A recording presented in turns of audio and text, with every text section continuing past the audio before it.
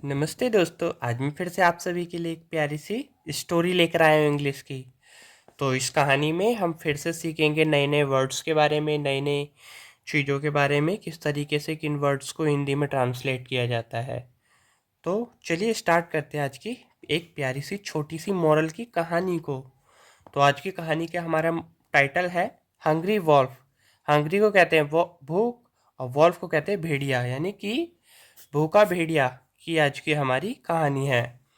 तो ये तो हमारा था टाइटल, जो कि हमारे जानवरों के ऊपर है। तो मैं ज़्यादातर जानवरों के ऊपर ही कहानी लेकर आता हूँ, जो लोगों को बहुत पसंद आती है। तो चलिए स्टार्ट करते हैं।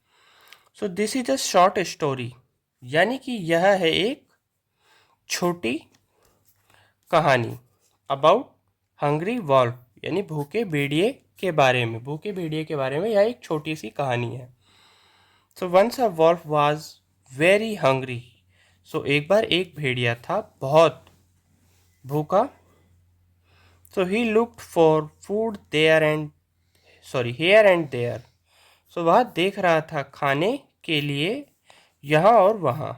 खाने के लिए क्योंकि उसको बहुत ज़्यादा भूख लगी थी, तो वो इधर से उधर खाने की तलाश कर रहा था, इधर उधर देख रहा था कि खाना कहाँ है, खाना कहाँ नहीं है। तो उसको बहुत ज़्यादा भूख लगी हुई थी। But it's could not get any, लेकिन उसे प्राप्त कुछ भी नहीं हो सका, लेकिन उसे कुछ भी प्राप्त नहीं हो सका। एट लास्ट का मतलब होता है आखिरी में, कह सकते हैं, या तो अंत में।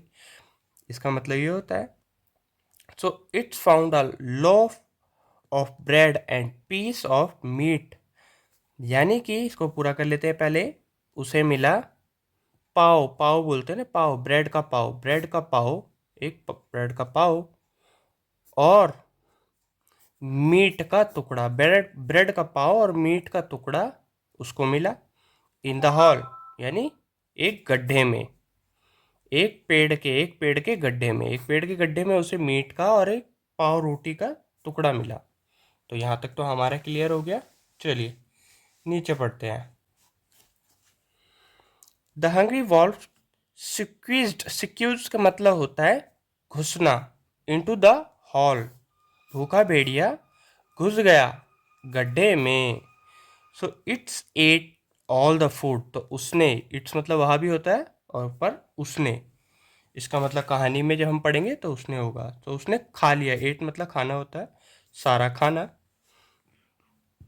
So it was a would cutters lunch. Lunch होता है दोपहर का खाना, लंच का मतलब दोपहर का खाना होता है।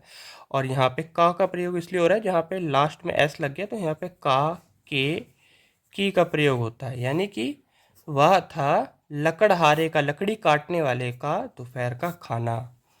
तो यहाँ तक तो हमें बहुत अच्छे समझ में आ गया। चलिए, so he was on his way back, यानी कि वह जा रहा था अपने वापस, वह वापस अपने जा रहा था पेड़ से, पेड़ का क्योंकि लकड़ी काटने का वह काम करता था, पेड़ से वह वापस अपने जा रहा था टू हैव लंच, खाने को, दोपहर के खाने के लिए वह वापस पेड़ से अपने लंच के लिए जा रहा था। तो ही but he saw there was no food in the hole, यानी गड्ढे में, लेकिन उसने देखा, सा मतलब देखना, वहाँ नहीं था खाना गड्ढे में, इंदा यानी कि में, गड्ढे में खाना नहीं था जब उसने देखा।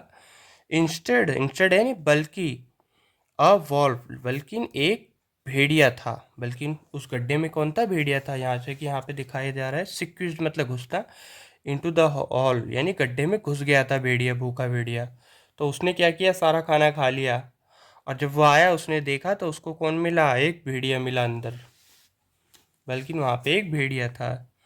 सो on seeing the woodcutters the wolf, यानी कि लकड़हारे पर देख रहा भेड़िया, ट्राई टू गेट आउट यानी बाहर निकलने की, यानी कोशिश कर रहा बाहर आने को, ऑफ द हॉल गड्ढे से वह कोशिश कर रहा था आने को बाहर।